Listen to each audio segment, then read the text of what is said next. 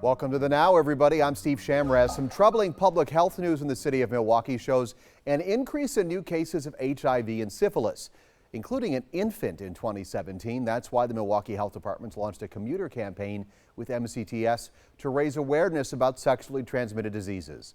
Lauren Winfrey has more. Free, confidential STD testing near you. In just a few days, you may start to hear this public service announcement while riding on a Milwaukee County Transit bus. If someone is on a bus and they hear this message, we'd like to hope that if it resonates with them, they take that next step. It's a new commuter ad campaign the Milwaukee Health Department launched in partnership with MCTS to raise awareness about sexually transmitted diseases. And Brendan Conway with the transit system anticipates the ad reaching thousands of commuters. This was a big push. Some of the times of the day would reach a lot of people, like in the morning commuters, the afternoon commuters. My guess is that this is going to reach tens of thousands of people. In a tweet, the health department confirms there has been an increase in new cases of HIV and syphilis, including infants in 2017. This is something Elizabeth Tatum, a Milwaukee mother, says she finds troubling, and she hopes the city does more to create awareness about the seriousness of STDs. Sex is a serious thing, and if you're going to do something that serious, you definitely need to protect yourself. And that ad will start playing on county buses as early as Sunday. Reporting outside of MCTS, Lauren Winfrey, today's TMJ4. Lauren, thanks. In a statement from Milwaukee Public Schools, they say they were informed of an increase in sexually transmitted diseases in 15 to 24-year-olds. Since its schools have a significant number of students in that 15 to 18-year-old group, they are working closely with the health department on preventing STDs. Chris, what else going on today? All right, let's take a look at what's going on in our lineup here on The Now. I'm Chris Stewart. A huge announcement from the FDA. It just approved the first at-home DNA test that can check your breast cancer risk. So the big question here is it a good idea? We're going to look into that. And before you click buy on your next online purchase, you've got to hear about the stunning number of fake items that are being sold on the internet. And we're going to show you how to spot a fake. And we're also talking about minimum wage jobs. We're looking into why Target is paying so much more than other entry-level jobs. Thank you, Chris. A traffic alert now to help you plan your way to work next week. Starting Monday, westbound I-794, the ramp at Milwaukee Street will be closed. For 2 weeks, the closures are related to track construction for the Milwaukee streetcar line. If you typically drive I-94 in Kenosha and Racine counties, another traffic alert to tell you about now. Road work between County G and Racine County and Highway 42 in Kenosha County. It starts today. We'll keep you updated on this traffic situation as this work stretches on over the next few months. Hey, just 3 days until the annual Fight for Air climb put on by the American Lung Association. Today's TMJ4. Once again, a proud sponsor. Climbers will tackle 47 floors of the U.S. Bank building in downtown Milwaukee. I got her. If you want to sign up, we have a link at our website, tmj4.com. Jess? And they've got that in March because you never know what's going to happen in March. Right now, though, looking absolutely fabulous outside. We've got blue skies in Milwaukee. Temperature a little bit cool for March, sitting right at the freezing mark, 32 degrees. Not a whole lot of wind as we go into the evening hours. A little bit breezy at the moment, though. Let's take you through the next 12 hours. Notice those temperatures are going to drop into the 20s overnight and away from Lake Michigan. We are certainly talking temperatures in the teens, but sunshine to start off your day tomorrow. More on the Geek Out coming up in a few minutes. Here's Chris. A new update now in the battle against breast cancer. Before, you'd have to go to a doctor's office to screen for the disease. Now, for the first time, the FDA approved a test that will allow you to do that right at home. The Now's Kamasi Aaron, you've been looking into this. It's fascinating stuff, but how's it work? It's a simple saliva test done by the company 23andMe, and their current kits come in a box like this. On the surface, it seems like a really great idea, but some health professionals have concerns. One I talked with said if the result is negative, it can give people this false sense of security because the test only checks for certain DNA mutations. And if it's positive, it can be hard for people to know what to do next without professional help. So the tests made by 23andMe, they usually help people trace their ancestry and genetics. But now this test is going to help people check their cancer risk right from their home. So the test is going to check for 3 DNA mutations, and the FDA raised some concerns about that. That's because there are more than 1,000 known DNA mutations, and the 3 detected in this test are not the most common mutations in the general population. Now, the FDA says a negative test result does not rule out the possibility of a person carrying a mutation that could increase their risk of breast cancer. So the FDA, Chris, is also saying that this should not be a substitute for seeing your doctor, doing those cancer screenings and things like that, and it definitely should not be a basis on deciding what treatment to get. Yeah, fascinating stuff about important stuff to remember there as well. Kamasi, thank you. All right, well, from dirty syringes to equipment shortages that put the health of patients at risk, there's a new report out today that says the man in charge of the Department of Veterans Affairs has done nothing to fix ongoing problems. And not only that, it says that he's known about it for years.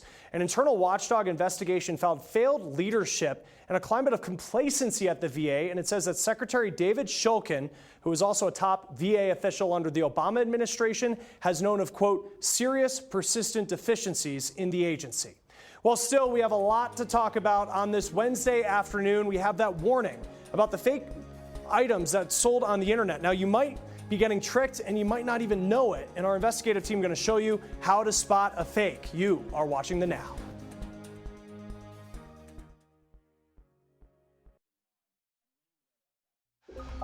Welcome back. I'm Chris Stewart. Well, we've all been there. You find a great deal on something, you buy it, and guess what? It doesn't work. Now, it could have been a knockoff, a fake version of the real thing. And the Now's investigative correspondent Jace Larson looking into this growing problem and what you can do to try and spot the fake from the real thing. U.S. Customs and Border Protection agents seized more than 34,000 shipments of counterfeit stuff just last year. What they miss ends up for sale online. A report from the General Accounting Office says counterfeiting is up because it's easier than ever to sell. Undercover agents set up a sting, and 40% of what they bought was fake. Things like Nike Air Jordans, Yeti mugs, Urban Decay makeup, and UL certified phone chargers. Many counterfeit products create a hazard to consumers, children, and our economy. Utah Senator Orrin Hatch recently talked about this growing problem and the need to crack down. The GAO report says 16% of fake goods seized by agents last year was dangerous to our health and safety. These issues have included contact lenses that contain dangerous bacteria, cosmetics that have chemicals that can cause harmful health effects when applied, phone chargers with faulty wiring. So how about those fake iPhone adapters? Crews tested 400 of them, and all but 4 failed tests for safety, fire, and shock hazards. 12 of them posed a risk of electrocution. How can you spot a fake? Look for cues like misspellings. On these power supplies, the word listed is missing. The packaging may also look different from what you've seen in other stores. Most importantly, look for authorized resellers or buy from a name brand company directly. For The Now, I'm Jace Larson. All right, let's catch you up on the Now news feed. A conspiracy theory couple, they are facing charges. A man and woman that claim that the church shooting in Sutherland Springs, Texas was fake. Well, they're accused of harassing the pastor and victims. Now, that 2017 shooting left 26 people dead. President Trump facing a lawsuit from adult film star Stormy Daniels. She claims the president never signed an agreement to keep her quiet when talking about the sexual encounter they had years ago. Her attorney even says in the last week, President Trump's attorney has tried to stop her from talking.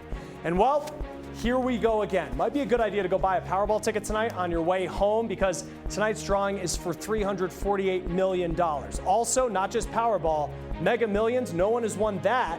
Last drawing was last night. Jackpot now going more than $200 million. That next drawing going to be on Friday. Got my tickets, Chris. Thanks. West Atlas police hoping to find the thief who got away with 5 tortoises. They're worth about $1,000, those 5 tortoises. Security cameras captured the reptiles being taken from the Pet World off 108th Street. Police are looking for the man who made a slow getaway. Watch, he waits for a mom and a child to leave the reptile room. He checks the lock on the tank door. He opens it, and then he makes off. Even when they were full-grown adults, 3 feet, 200 pounds, the weather outside in Wisconsin is not fit at all for them, and it wouldn't take much time for them to pass along. Investigators believe the thief will most likely try and sell the stolen animals. If you know anything about this crime, you are asked to call West Allis Police. Tomorrow, there'll be one less place for moviegoers in the area. The iPic movie theater at Bayshore Mall is closing for good. This is video from December of 2007 when the theater first opened. A lot of people were excited. In a statement, the company says they're also going to close Big Daddy's Brew and Q and Pinstrike's Bowling Alley. No reason given for why. Almost a year after a fire forced it to close for renovations, a theater at UW-Milwaukee is set to reopen. The Main Stage Theater at UWM's Peck School of the Arts will have a grand reopening today. Some of the improvements include a new ceiling in the art and theater buildings, new catwalks, and some energy-efficient lighting equipment as well. A Sun Prairie man $1 million richer after buying the right scratch-off ticket in Madison. According to the Wisconsin Lottery, that guy bought a $30 Wisconsin Millions ticket. Only 2 of them out there had $1 million prizes on them. And you could be next to the Powerball jackpot up to an estimated $348 million. The next drawing is tonight. We'll have those numbers tonight, live at 10. Chris? All right, let's get you caught up on the Now News feed. Former House Speaker Nancy Pelosi, she is etching her place inside the National Museum of American History. Today, she donated her speaker's gavel and her burgundy pantsuit that she wore during her swearing-in ceremony. She was speaker from 2007 to 2011 and the first woman ever to have that title. Well, a lot of times, let's face it, you go into Target and you come out with a lot more than you were planning on buying, but soon you may not have to go inside the store at all. Target expected to expand drive-up options to 1,000 stores by the end of this year. You order it online, then someone brings it right to you. Now, imagine one day saying goodbye to traffic by just flying over it. A Dutch company says this flying car will be available next year. Just unveiled at a Swiss auto show today. Car makers do say the model still needs to pass some safety checks. That price tag, $621,000. All right, let's admit it. We've all opened our fridge and wondered, what's that mystery food in that plastic container tucked way in the back? Or what happened to those vegetables? Did I really buy them that long ago? Well, we're pretty bad about wasted food here in the United States. The EPA estimates we throw out more than 38 million tons of food every year. That's from uneaten leftovers to spoiled produce, and it really adds up. I mean, we're talking $2,000 per year for any given household. But all is not lost. The Now's Annie Taylor checking out ways to store our food to make it last longer, saving us money in the long run. Making food last goes beyond Ziploc baggies and vacuum sealing. When it comes to the grocery store, most of us go once a week, and Michael Scruggs is no different because he's a busy guy. Michael, when it comes to produce and meat, how long does it normally last for you? Produce can be a problem. Sometimes if I keep it on the counter, it lasts less than a week. And the meat, sometimes if I keep it in the fridge, it expires in less than a week as well. All right, well, I'm gonna show you some easy tricks to make sure that you're not throwing away money or throwing away food. So when it comes to fruit and the countertop, that is where you should keep it. All the fruit stays right here on the counter. Potatoes, onions, those can be kept in a dark place like the pantry.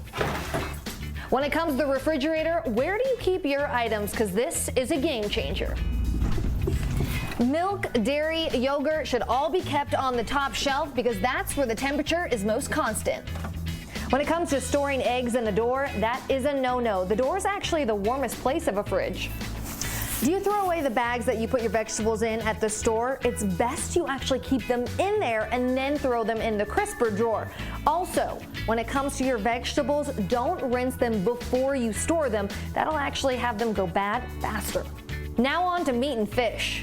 Fish keeps in the refrigerator for 2 days. When it comes to meat, it keeps for 4 days in the refrigerator. If you're wondering where to put them, bottom shelf. That is the coldest place in the fridge. If you're not eating your protein this week, well, just know if you're gonna put your meat in the freezer, it only lasts 6 months and your fish only lasts 3. Oh, and I can't forget leftovers. 3 to 4 days they'll last in your refrigerator. For the Now, I'm Annie Taylor. All right, Annie, thank you. Well, we want to turn to this story here. Have you heard about this? The daycare workers who were arrested for giving melatonin, which is a sleep aid, to children. Now, we want to know more about the dangers, but first let's get you caught up on this case. The daycare's owner in Chicago found a bottle of melatonin gummy bears and called police when she realized that 3 of her workers had been giving them to 2-year-olds at nap time. Parents were immediately notified, and the 3, as you see them right here on your screen, arrested for child endangerment. So we wanted to know, is melatonin safe for kids? Well, it all comes in different sorts of forms, and melatonin, it goes in milligrams from 1 all the way up to 10. We're talking pills, liquid, gummies. All the gummy bottles that we found, they're labeled adult. Now, when it comes to kids and melatonin, the short answer is it's probably safe, but we really don't know for sure because it hasn't been studied in depth. We do know that it helps kids go to sleep faster, but it may not keep them asleep. Now, a lot of sleep specialists consider melatonin safe for occasional short-term use, but the bigger discussion is why adults feel the need to give a child melatonin. Regardless, you absolutely have to talk to your doctor first because it's not appropriate for certain ages and you would need their dosage and brand recommendations. All right, coming up next in our lineup, Target wants to make minimum wage jobs more competitive. It just announced that it's upping its pay this spring, stealing workers from other retailers. We've been talking to Target about what you should do if you want to get one of those jobs. You're watching The Now. All right, welcome back to The Now. I'm Chris Stewart. Annie Taylor joining us right now. We're talking about Target's big announcement this week that they're upping their minimum wage to $12 an hour this spring. And you've been talking to Target. What are they saying about this? Yeah, I mean, it's pretty exciting, but Target is where it's at when it comes to jobs. Yes, it is. When they announced they're going to be paying sales associates $12 an hour by this spring, that makes them one of the highest paying big name retailers. I actually spoke with Target this morning on the phone, and they say their biggest competitor is Walmart, who pays their employees $11 an hour starting out.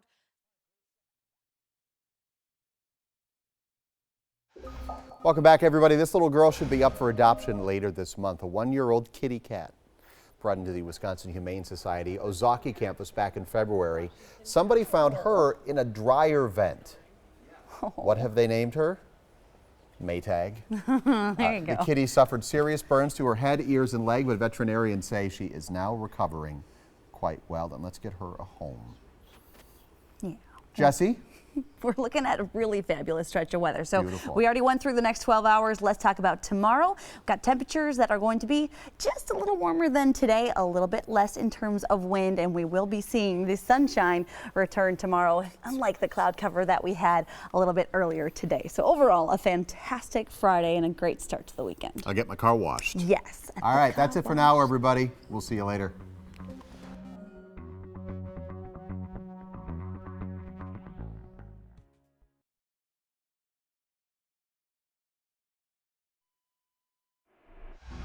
Thanks for joining The Now, everybody. I'm Steve Shamraz. Happening right now, if you frequent I-94 in Kenosha and Racine counties or 794 in Milwaukee County, we have a traffic alert to tell you about. Road work between County G and Racine County and Highway 42 in Kenosha County is underway. And then on Monday, the westbound 794 ramp to Milwaukee Street will be closed for 2 weeks. That's because of Milwaukee streetcar construction. We will keep you updated on this traffic situation over the next few months. Chris, what else is going on today? All right, let's check out today's lineup here on The Now. I'm Chris Stewart. The president met with leaders of the video gaming industry today as he's blaming video games for violence. So is there a connection? We're going to be digging into that. More teachers, this time in Oklahoma, threatening a strike for better pay. Some of the lowest paid in the country. And we're going to show you where things stack up, including here in our state. And Home Depot just announced that it's going to help train a new generation of construction workers. Lowe's made the same announcement last week, in our Annie Taylor checking out the differences. And it's a pretty decent Thursday out there. We started off with a bit more in terms of cloud cover, but now the sun is breaking through, so it looks a lot nicer outside in downtown Milwaukee. Right around 32 degrees at the moment. Those winds are right around 14 miles an hour, but we are going to be watching those winds calm down over the next 12 hours, which is some good news. We'll be watching those skies clear as well, which will allow temperatures to drop down into the 20s and even teens away from the lakefront. But hey, sunshine tomorrow and into the weekend. More coming up in the Geek Out. Jesse, thank you. Breaking news now. We officially know when Wisconsin's first IKEA is set to open its doors. May 16th, just 69 days away. If you drive along I-94 at Drexel, you've seen the bold block letters spelling the word IKEA. You can't miss it. And the lights are already on in the parking lots. The store will open at 9 a.m. Customers, you can start lining up as early as 5 in the morning on opening day. Oak Creek will be the Swedish company's first store in Wisconsin. They're 48th in the U.S. Milwaukee's first ever axe throwing bar, one step closer to opening. The city's licensing board just approved for what they're going to call Axe MKE. It's set to open on the east side this summer. They have axes, they have alcohol. What could go wrong? We're also getting our first look at Milwaukee's newest arcade bar. It's called Up Down Arcade Bar, opening on the site of the Comedy Club there on Brady Street. On the bar's website, it says they will open in the summer or the fall of this year. We've been talking about Southwest adding nonstop flights to Houston Hobby today, and we want to know where you want to travel to without having to change planes or hop on a connector flight. A lot of comments on the Today's TMJ4 Facebook page. A lot of you have warmer weather on the brain. A few people talking about destinations in California, San Francisco and San Diego. Others, you want to go on spring break. Key West is another popular suggestion today.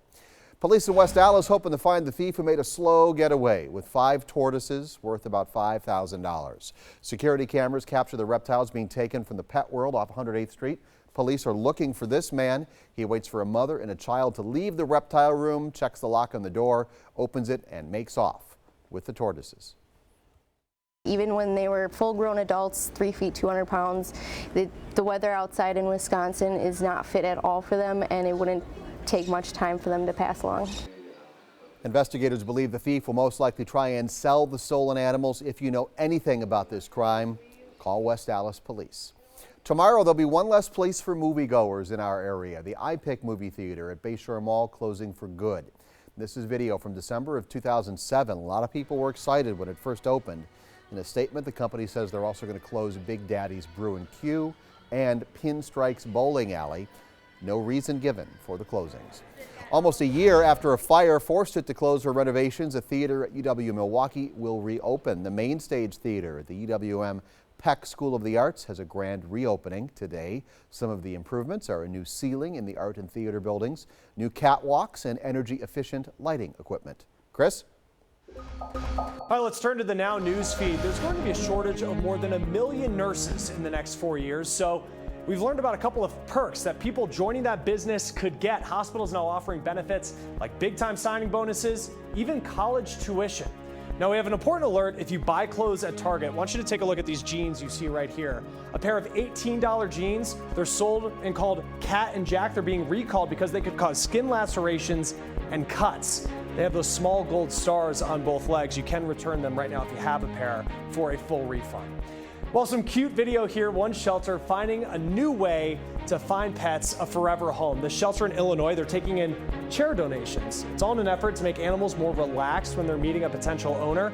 Their story, it has gone viral, and now they are getting donations from across the country.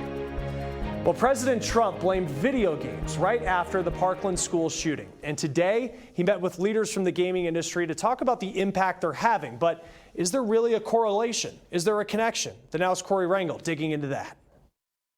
After the high school shooting in Florida, President Trump reignited the debate on whether violent video games lead to violent behavior. More and more people say the level of violence on video games is really shaping young people's thoughts. For decades now, politicians on both sides of the aisle have linked video games to violence in society. Congress should fund research into the effects that violent video games have on young minds. Studies have shown that violent video games can lead to an increased aggression in players. But is there any proof that connects video games to actual physical violence? There is nothing that links playing violent video games with real-life violent behavior. Whitney DeCamp has researched the effects on video games and behavior. Just because there's a short-term rise in aggression doesn't mean that we can expect that effect to continue on and in any way affect real-life behavior outside of that scenario. Whitney feels there's a simple reason video games become a target after tragedies. I think video games are an easy target, and it's something that people can point to as something that we can address. Instead, Whitney feels leaders need to shift the focus from video games to things research has found to be a much stronger predictor of violence. Things like their relationship with their parents, whether or not they see or hear violence in their home, whether they've been the victim of violence. And those are all much more complicated matters to deal with and harder to predict. For The Now, I'm Corey Rangel. All right, Corey, thank you. Let's check it back in with our lineup right now. Now, you remember the West Virginia teacher strike? It made headlines this week. Now, another state's teachers are threatening to walk out. We're going to look at how teacher pay compares across the U.S., including here in our state. You're watching The Now.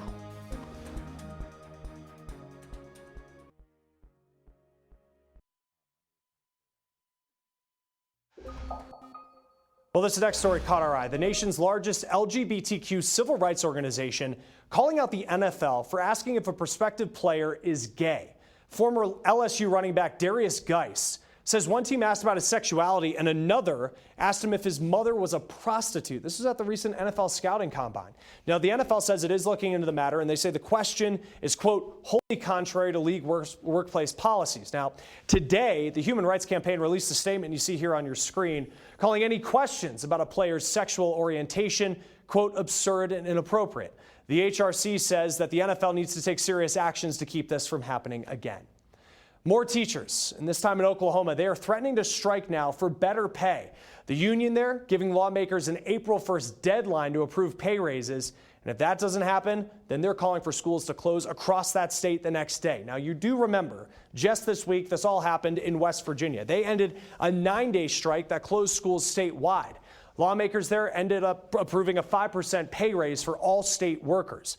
Now, teacher pay is low in West Virginia, but it's even worse in Oklahoma. They rank 48th, according to the National Education Association, with only Mississippi and South Dakota worse. Now, in Oklahoma, high school teachers, they're making around $42,000 a year on average, according to numbers we just got in from the U.S. Bureau of Labor Statistics.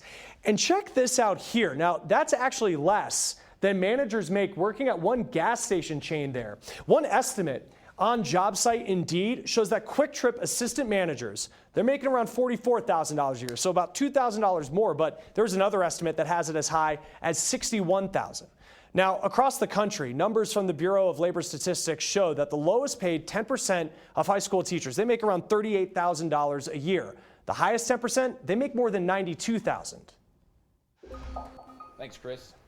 This one's geeking out time. I know. So that snow that we had on Monday night kind of really cranked up and started to turn into a nor'easter. It's the second one in a couple weeks now. Yeah. The first one just missed us, and the second one got us, but the East Coast has been hit twice now in about a week and a half. Right. So they still have some residual warnings hanging out, although the good news is things are kind of pushing offshore now, thankfully. So the storm dives deep to the south, intensifies, goes up the East Coast. They get the wind out of the northeast, right. Hence the nor'easter.